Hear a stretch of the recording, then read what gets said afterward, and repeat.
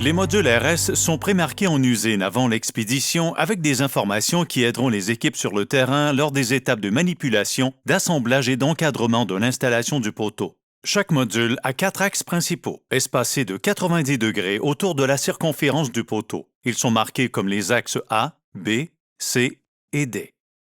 L'axe B est le plus facile à identifier car il contient le plus d'informations imprimées. Le poids et le numéro de série individuel de chaque module, le nom de la société RS Technologies et le pays de production sont tous imprimés le long de l'axe B.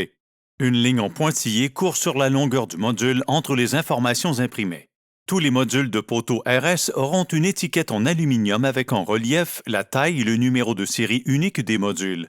Le module de base aura également une étiquette d'identification de poteau en aluminium noir gaufré ou étiquette d'identification de poteau installée le long de l'axe B. Il contient des informations importantes, notamment les coordonnées RS, la date de fabrication du poteau, la résistance ou la classe et la configuration du module du poteau, le poids du poteau et la distance à laquelle l'étiquette est installée à partir du bas du poteau. Des informations supplémentaires peuvent être ajoutées sur demande. Entre les axes primaires à 90 degrés A, B, C et D, il y a également de courts marquages de tirets au cours de la base et de la pointe de chaque module, désignant des axes secondaires à 45 degrés et étiquetés comme les axes E, F, G et H.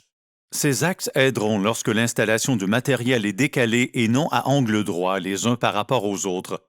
Un trait de craie est nécessaire pour marquer clairement toute la longueur de ces axes secondaires sur la longueur du module. Chaque module est également marqué avec la ligne du centre de gravité. Elle est étiquetée le long de l'axe B avec une ligne pointillée qui fait le tour de la circonférence du module. Cela aidera à identifier le point d'équilibre du module pour la fixation de l'élingue lors du déplacement des modules avec un camion grue. Il est important de noter que la ligne du centre de gravité est pour chaque module individuel et pas pour un ensemble de poteaux imbriqués ou pour un poteau entièrement assemblé. Si le module supérieur d'un poteau a été coupé, la ligne marquée COG ne sera plus précise. Les trous de levage prépercés sont situés le long des axes A et C et doivent être utilisés lors de l'assemblage du joint coulissant. Il y a une ligne d'assemblage de cible imprimée autour du poteau.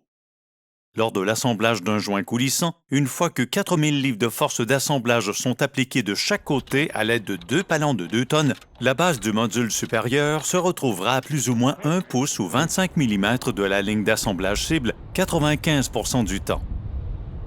Il est important de noter que la ligne n'est qu'une cible. Le critère le plus important pour un assemblage réussi est que 4000 livres de force d'assemblage soient appliqués de chaque côté du poteau à l'aide de 2 palans de 2 tonnes. Assurez-vous de vous référer aux instructions de travail du guide d'assemblage et d'installation RS pour plus d'informations.